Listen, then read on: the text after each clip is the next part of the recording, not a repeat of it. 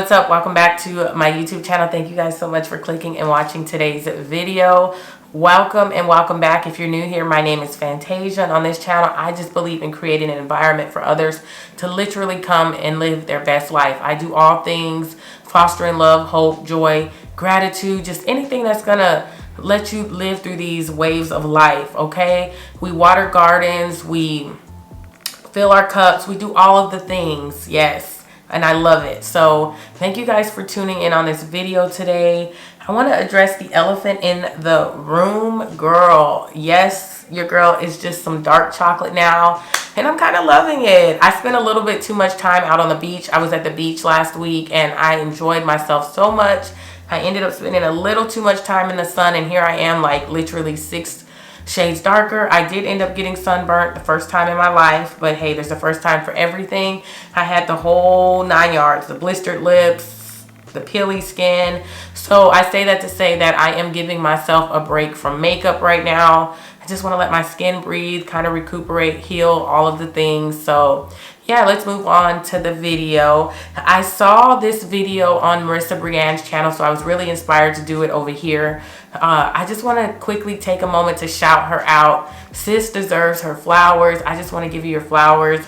I really enjoy watching her channel. She is so transparent about her walk with Christ, her healing journey, and she often puts out really good quality videos that you can really do, you know, go back into your life and add value into your life. And I really look up to her because she shows up authentic and she's just quality, and I love every moment of it. So yes, sis, if you ever see this, I see you, girl, and I really love what you do. So she did a video titled, I think it was 10, somewhere between 10 and 12 things she is no longer doing to maintain her peace, and I was really inspired to do it over here. I don't have 10 or 12 things. I have 7 things I am no longer doing in order to maintain my peace.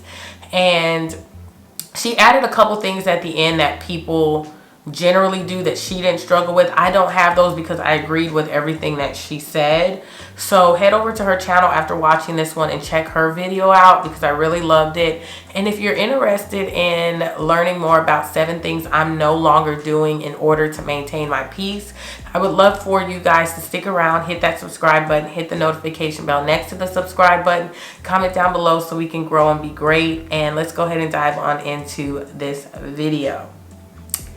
Alrighty guys, that was a mouthful, but hey, here we are. So I wanted to preface this video by saying that peace was not something that was given over here.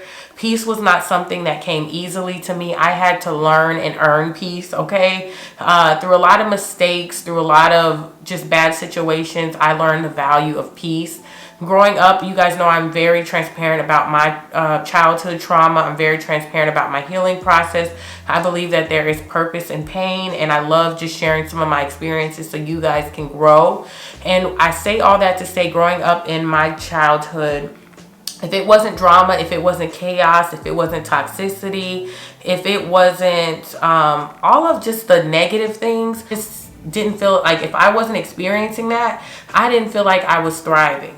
And that's really bad because I picked up a lot of bad behaviors, and I transferred them into my adult life, my interactions with people, my relationships, and it just didn't lead for a peaceful life, okay? So I want to say that I am very proud of the woman that I have become today, and the things that I am learning, and the integrity I've built, the self-love that I am cultivating over here. And I take a good deal of pride in my character and the place that I am flourishing and really watering my garden over here. So because my parents made a lot of decisions growing up that affected me, and it was a lot of negative decisions that affected me, I later then transferred that into my life. So I made a vow going into my healing process that I no longer have room to harbor negativity. So I have built my peace around that. I have built my peace around protecting a place of joy, happiness, and you know, bearing good fruits, you know, just a place of calmness and good things and gratitude and the love, and all of those things are the things that I want to feel on a continuous basis. I don't have control over other people, but I have control of the life that I am building over here. So With that being said, I have come up with 7 things that are really guarded around that statement that I just made, okay? So let's go ahead and dive on into number 1. Number 1 says that I am, that's not number 1. Number 1 says that I am no longer putting others before myself. And there was a lot of thought into this because for a long time, I felt like I had to put myself, my feelings, everything I needed and wanted on the back burner for others because I wasn't taught to really prioritize myself. And that's not only in self-love, but I'm talking about the ability to really kind of put my needs, my desires, my intuition, trusting myself behind who I am in order for the benefit of someone else. And a lot of the times people did not come into my life with pure intentions, okay? People did not come into my life for my benefit and wanting to see me thrive, and people never asked me what I needed and how I was doing. They were coming into my life with selfish intentions, with negative energy, and bringing their toxic behaviors, and I never had a say in my life. And a lot of it was because I didn't know how. I felt that I was doing the right thing, and ultimately I felt like it just affected me in a negative, toxic, terrible way. Every time I said no to myself and yes to someone else, it chipped at my self-worth, it chipped at my value, it chipped at my self-esteem. And before I knew it, I was laying in bed depressed and having all these negative emotions about myself, and I had to pick myself back up from the ground up and build these things. So moving forward in life, when it comes to my peace, what I decided was that I am no longer putting myself to the side for anyone at any time, under any conditions. I am no longer doing that because I cannot be a benefit to anybody in this life. In fact, I'm going to be doing myself a disservice to put myself on the back burner for somebody else, because I'm going to show up in this world in a place that I do not, or in a way that I do not want to show up. So I always have to be aware of who I am. I always have to be aware of the way I want to show up, and if I'm feeling a certain way and all of those things. So in order to do that, what I have decided is that I'm going to trust myself. The person that I am becoming, I'm going to trust myself in all situations. What this looks like for me is that I am going to speak up. I'm going to honor my intuition. I'm not going to let things get out of control and then speak up later when crap has hit the fan. I'm going to address things in a timely, assertive, healthy manner. And you're either going to respect it or you're going to have to remove yourself from my place of peace. Period. So I hope that makes sense, and I hope that somebody can relate. Let's move on, to number 2. I am not bending or budging on my boundaries, and I have had to learn the hard way in a lot of situations that boundaries are so essential in the evolution and moving forward in a positive way in anybody's life. And the further that I move up in this world of leadership, this world of wanting to be an example to people, wanting to flourish and see myself grow, I've got to have boundaries, because I'm listening to myself. Like I said in my first statement, I'm learning to trust myself. I'm creating a world that I want to thrive in. And if I have anybody coming and going with their opinions and how I should be living, or if I have anybody just bringing their negative energy, their toxic ways into my life, I'm giving them the opportunity to destroy what I'm building over here. And we don't do that. I want a positive environment. I want to see this change. I have a mission and a goal, and in order to see that come to life, I've got to have boundaries. And I also want to share with you guys that boundaries are something that are so essential. Boundaries are put around things to protect them in a healthy way. We got to keep that. There's a difference between being guarded and caged in and not being vulnerable. That's not what we're talking about here. What I'm talking about is boundaries in a healthy way. Like, hey, I don't participate in that. I would like for you not to do those things around me. And if you can't change, then you're going to have to remove yourself from my presence. And you're expressing yourself. You're giving yourself the opportunity to not allow certain things to happen and get out of hand in your life. So they kind of go hand in hand, 1 and 2, but everything that comes after these 2 follows. So stay tuned, okay? Let's move on into number 3. Oversharing. Oh my gosh, this is so precious to me, okay? And I think Marissa Brienne talked about this in her video too. I don't think she struggled with it, but she did address it. But for me, I did struggle with it, and it's directly related to my childhood trauma. I think a lot of times in my life, I was very much overlooked. I was never really asked how I was doing. People didn't check on me. People assumed that I was okay all the time. And because I have a very strong personality, I take initiative, I make things happen, people always assume that I was okay. And then the worst, the more that I progressed through life, a lot of things kind of got out of hand, and then people didn't want to deal with me, which furthered people not checking on me, and it was just a cycle of behavior.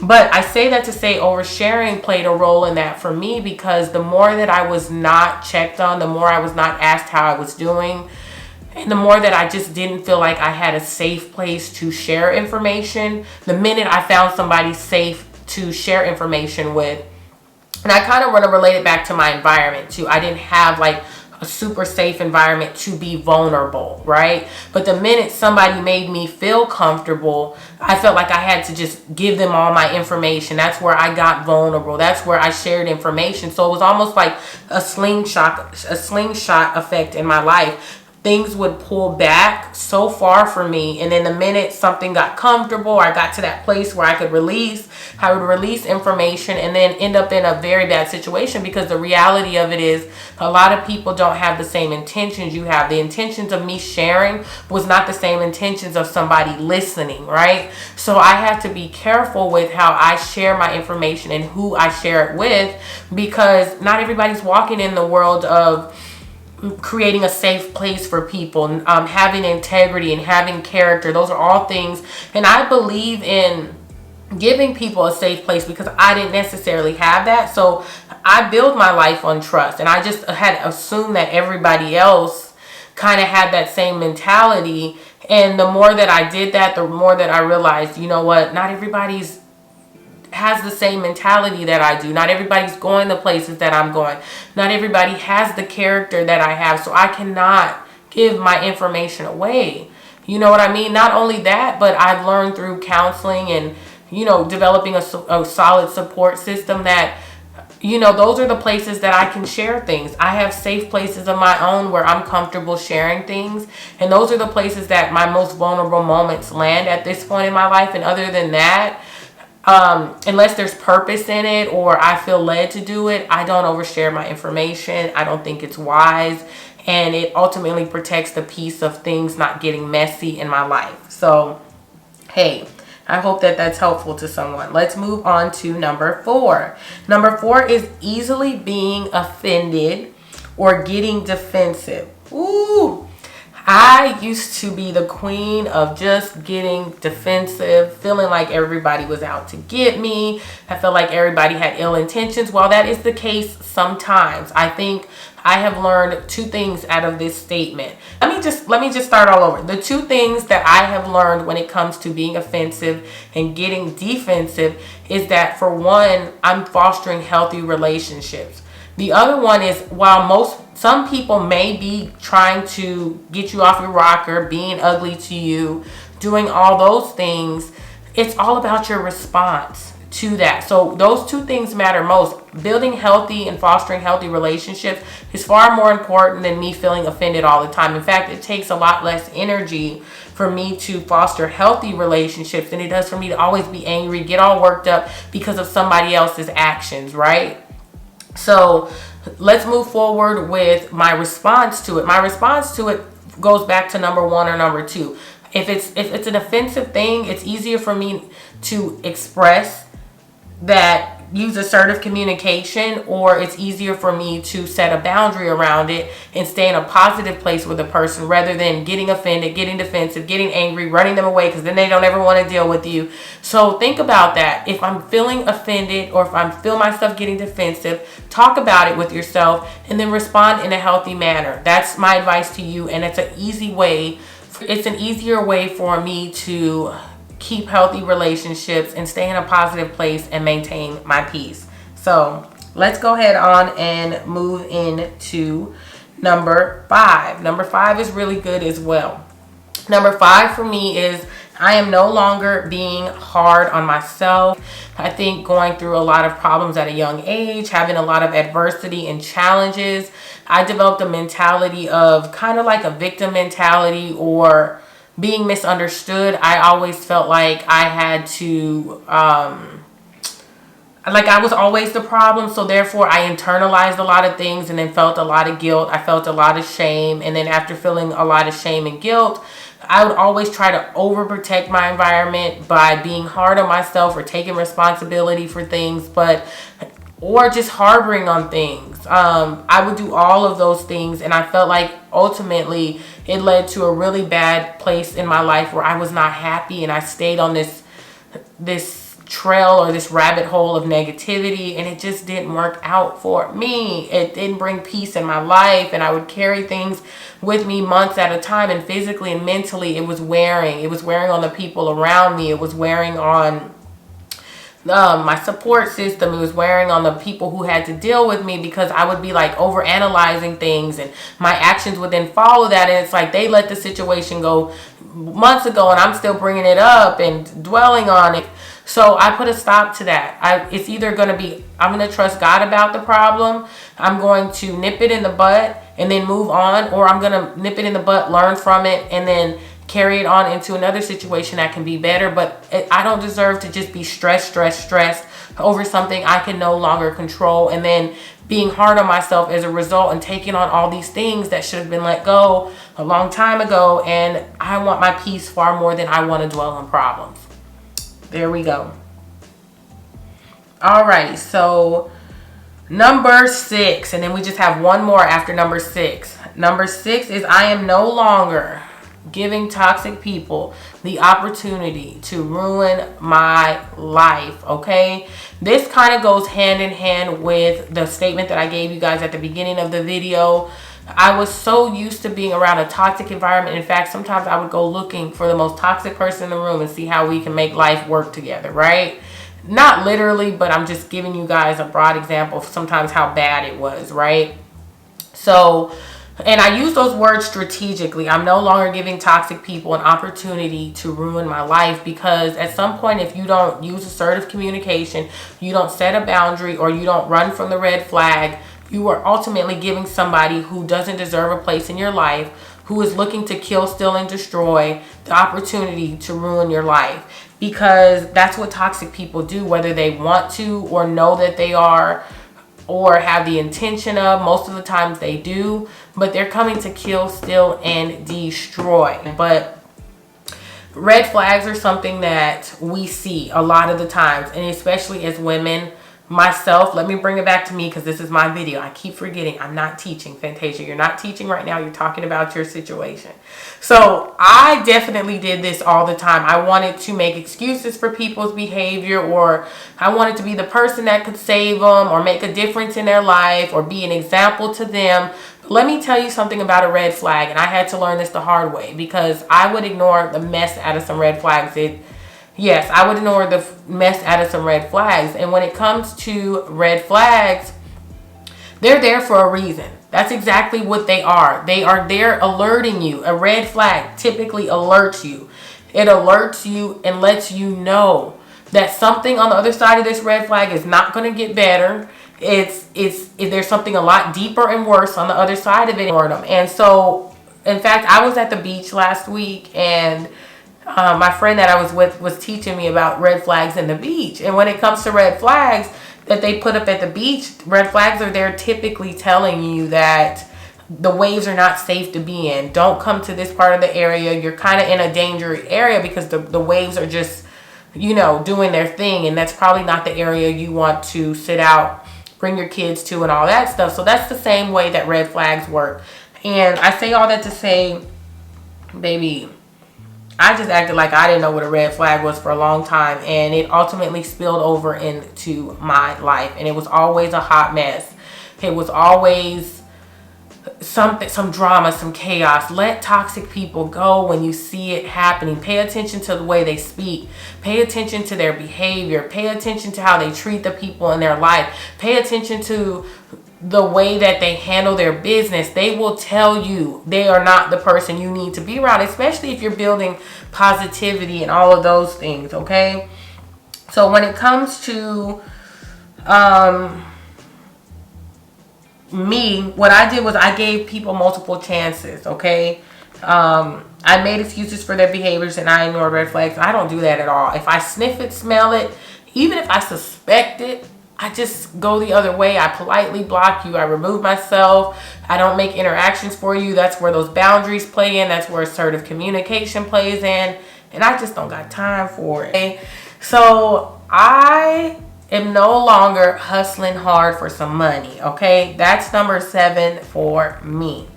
And what I mean by that is I am no longer with this whole mindset of this 24/7 work life, secure your bag, spend more time at work. There's 24 hours in a day. You should only be sleeping for 1, working 8 days a week. All of that is not a thing for me anymore. I truly believe in work-life balance, and we gotta kind of chill on that mindset, because a lot of people do all this money. They get burnt out. And I was that way for a long time. I did money. I got burnt out. Everything else in my life was neglected. My mental health, my physical health, my emotional health. None of that was ever addressed. And it's not healthy. And when I learned to balance, I learned a lot of other things. So that was a nice way to end the video. With that being said, I just want to end this video with saying that a lot of the times we holler peace. We want the soft life, and we don't realize that creating the soft life, getting peace, is going to cost you. It's going to cost you maybe some familiarity. It's going to cost you your comfort. It may cost you some family members. It may cost you relocating. It may cost you making some new decisions in your life. It may cost you just a little bit of time where you spend some more time with yourself and learn who you are and learn the things that you need so you can build up a world of peace. But let me tell you about something costing you, because there's a lot of other decisions in your life that can cost you. I just went over a list of them. And what I'm going to tell you is that peace may cost you, but it'll be the most priceless thing you will ever earn in your life. Take what you want from that and go create you some peace. I hope that this video added something to your life, gave you hope, and found you purpose. And I'll see you in the next one. Bye. I don't know what that was. Bye. You know what I meant. Bye.